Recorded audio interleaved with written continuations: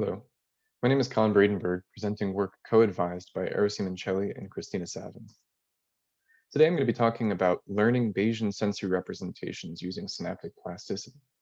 In this paradigm, partially observable objects in the environment, like this cube, produce sensory stimuli, here a green square on a white background. Given this stimulus, we might imagine that the brain performs a computation to infer a full cube from the observed two-dimensional retinal stimuli. We can formalize this process using probability theory, where the hidden variables are present in the environment with some probability distribution P of Z, and we have a conditional probability distribution P of S given Z, describing how those hidden variables map to sensory stimuli. We might imagine that the brain can exploit the statistics of its inputs so that when it's presented with a stimulus S, it infers a probability distribution P of Z given S using Bayes' theorem. However, this has two problems. First, the brain doesn't have access to the true probability distributions of hidden variables or stimuli in the environment. At best, it is an approximation. And second, actually computing a posterior distribution according to Bayes' theorem is in general very difficult because it involves integrating over potentially very high dimensional stimulus space. To fix this situation, we'll revise our original diagram by assuming that the brain builds its own model of hidden variables in the environment, called Pm of R, and it maps these hidden variables to stimuli that it receives through Pm of S given R. Then, when the network receives a stimulus S, it performs inference with respect to its own model, not by the true model of the stimuli. And we're denoting the inference distribution by Q of R given S to make clear that the network is performing approximate inference, not direct inference, because again, explicitly performing Bayesian inference is in general intractable. Given the setup, learning amounts to matching the brain's model to data and its approximate inference to correct inference. In this talk, I'm going to present a potential mechanism for how the brain could use synaptic plasticity to perform this learning. To be more concrete, we'll translate these two requirements into the language of optimization. We will assume that the network is attempting to minimize a loss L, which has two components. The first minimizes the KL divergence from the approximate model to the true data distribution, and the second minimizes the KL divergence from the approximate inference distribution Q to the correct inference procedure for PM. For those of you that aren't familiar with the KL divergence, you can think of it roughly as a distance metric between two probability distributions. We're trying to bring these two sets of probability distributions close to one another. So now that we've recast our goal as optimizing an objective function, we can focus on the biological implementation. What do PM and Q correspond to in the brain, and can we map learning onto biology? So we're going to use model pyramidal neurons with apical and basal dendrites with distinct functional roles. The apical dendrites receive top-down and recurrent inputs and are dedicated to learning a model of the data, while the basal dendrites receive feed-forward inputs and are used for inference. We'll also include an inhibitory gate on each neuron, which we'll call delta, which controls whether incoming current from apical or basal synapses drives the dynamics of the neuron. And for those who are curious, here's some experimental evidence for each of these three components. We can formalize the dynamics of our example neuron with the following equation, where V apical is the voltage in our apical compartment, and V basal is the voltage in our basal compartment. The activity is determined by one of these two signals, depending on delta, with noise added on top. Now, because there is noise added on top, our neural activities are samples from a probability distribution. In fact, when delta equals 1, we're sampling from Q, and when delta equals 0, we're sampling from PM. We'll also include synaptic plasticity at both the apical and basal dendrites, which will be very similar to one another. Plasticity at the apical dendrites has post and presynaptic terms, and this would be roughly Hebbian, except that local dendritic inputs are subtracted out from the postsynaptic firing rate of the neuron. Plasticity at basal synapses is identical, except that the dendritic inputs subtracted out are due to V basal instead of V apical. That means that the plasticity rules have an identical form, but depending on the inputs received locally to the dendritic compartment and the gating state of delta, their behavior can be very different. So our architecture is such that the individual units all receive feed-forward inputs from a sensory layer and send back a prediction signal attempting to match that feed-forward signal. Additionally, the presence of gating by delta means that our neurons can be in two different modes. In the first mode, delta equals 1, activity is dominated by feed-forward stimuli projecting to basal synapses, and neural firing rates correspond to noisy samples from Q of R given S, which is our approximate inference distribution. In the second mode, delta equals 0, Activity is dominated by recurrent and top-down connections projecting to the apical synapses, and neural firing rates correspond to samples from PM of R.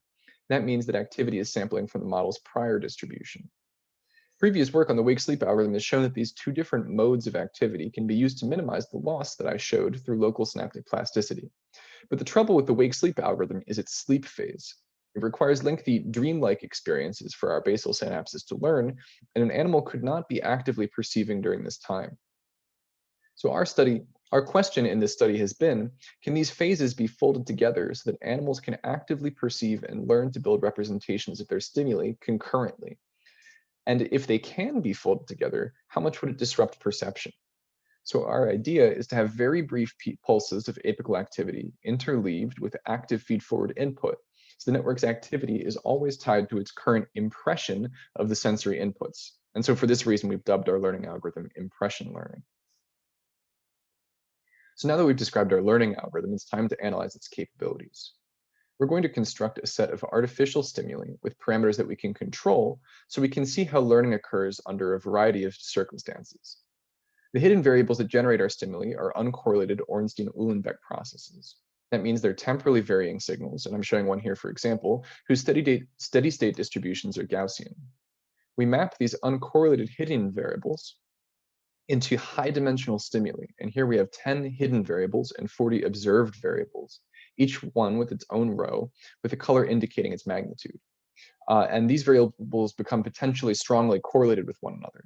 The stimuli are fed into our neural network by feed-forward connections, and the network attempts to uncover the original uncorrelated hidden variables.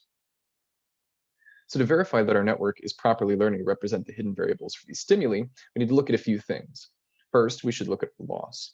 And we can see that it's clearly decreasing over learning, which is a good sign, but the network could still be in a poorly performing local min.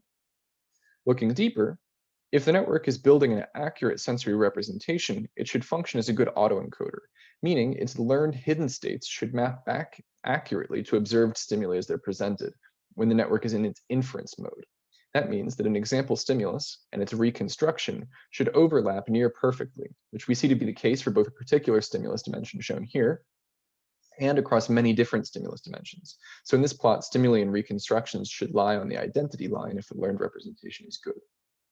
Lastly, if neural activities are representative of hidden variables in the environment, the autocorrelations of neurons should correspond to the autocorrelations of hidden variables that produced our artificial stimuli. And this should be true both in the inference mode and in the modeling mode, because if the prior has been learned correctly, it should reflect the true statistics of the data. So in this last figure, we see that this is the case, where both inferred autocorrelations and model simulated autocorrelations closely overlap with the true hidden variables. Having validated that learning works for our simple stimuli, we can now compare it to other classical methods. We'll be looking at two learning algorithms in particular: reinforce, which is a biologically plausible learning algorithm that combines a global reward signal with local Hebbian coactivity, and backpropagation, which is the standard but biologically implausible method for training the synaptic weights in artificial neural networks. Both provide unbiased gradient estimates, but reinforce requires more data samples and much lower learning rates to improve performance, especially in high dimensions, because of its high variance. Because reinforce is biologically plausible and backprop is not, we should think of reinforce as a more realistic baseline and of backprop as a gold standard. Our algorithm, unlike these two methods, is biased, so it doesn't necessarily point towards the true gradient of the loss. We need to validate experimentally that it aligns to proper gradient descent, which we're going to assess using Cosyne similarity, and that it has variance properties that are closer to backpropagation than reinforce, which we're going to assess using the signal-to-noise ratio. And lastly, that it effectively learns in high-dimensional environments. And we have exactly those necessary validations here. I'm plotting first the loss through time as the network learns the task using impression learning. Underneath, I'm showing the Cosyne similarity between the impression learning gradient and the backpropagation gradient. And we can see that the network begins with a positive alignment, then increases its alignment throughout time before losing some of its similarity as performance becomes near optimal, where the norm of the gradient is already near zero. Underneath, I'm plotting the signal-to-noise ratio averaged across synapses for impression learning, backpropagation, and reinforce. And notice that reinforce has a much smaller signal-to-noise ratio. But keep in mind that SNR is only an indirect measure of performance. So in this last plot, we show that reinforce performs much worse as we increase the dimensionality of the hidden variables in the stimulus relative to impression learning, once again demonstrating our algorithm's superior efficiency. So now that we've shown that our algorithm is effective, we can address our second question. How much does our online learning algorithm affect ordinary perception? For the algorithm we've been using until this point, where alternation is rapid on a time step to time step basis, we can plot a network trace when it's fully in inference mode, so that means delta equals 1, and compare that to alternating modes in blue. And you can see that the neural activity shows the same general trends with minor deviations in activity. Now, the longer we allow our network to stay in simulation mode, the more it disrupts perception. If we instead switch modes every 31 time steps, you can see that the neural traces deviate much more significantly from the proper inference mode. This means that the approximation depends on how long you stay in each mode, which we summarize in this figure. For the blue trace, impression learning neural activations have a very strong correlation with the inference mode, but the longer the switch period, the worse the correlation. You can also see that the loss throughout time in our two extreme cases are very close to one another with similar asymptotic performance. This is important because the wake-sleep learning algorithm is effectively equivalent to setting a long switch period in our method. That means that we can learn almost as effectively as the wake-sleep algorithm, but can do it continuously with perception instead of having to resort to a distinct sleep phase. It's very important to assess these types of learning algorithms on realistic data sets for the sensory modality in question, because performance can vary radically as the stimulus complexity changes. We're starting this process by scaling our algorithm to processing static MNIST images for our same one-layer network architecture. As you can see, performance is again much better than reinforce. Additionally, for the static MNIST, we can see that our network is able to produce very good reconstructions of the stimulus that it receives, showing that our learning algorithm is able to scale to higher dimensions and much more complicated stimuli. Having demonstrated the efficacy of our network for this simplified architecture, our hope is to scale our network to the point that it can produce similarly convincing results for natural videos. So, having explored the properties of our algorithm, we're going to focus for a moment on its relationship to biology and previous theoretical work. Our model posits that the apical dendrites receive recurrent and top-down signals, whereas the basal dendrites receive feed-forward sensory signals. This is consistent with experimental work and has also been suggested by previous work trying to provide an account of supervised learning in the brain. Also, there is some evidence that apical stimulation of pyramidal neurons induces synaptic plasticity at basal synapses. These features are also compatible with our model, as well as some other approaches to unsupervised Bayesian learning. Now, unlike wake-sleep learning and many other algorithms, our model allows for learning continuously with perception. From our model's construction, we can make two distinguishing predictions. There must be a neural mechanism for rapid control of the apical or basal influence on activity. And second, increasing the relative influence of apical synapses should induce structured hallucinations, meaning hallucinations that are believable percepts not tied to reality, which should have consequences both perceptually and at a neural population level. So as it stands, we've developed a model of online predictive coding with synaptic plasticity. Its computational power, proximity to identify biological circuitry, and convenient theoretical properties make me hopeful that it can be validated experimentally. So to close off, I'd like to thank everyone in both of my labs. That's Eero Simoncelli's lab, as well as Cristina Savin's lab, for providing a wonderful working environment and for supporting me in 100 ways. Thank you all for your time.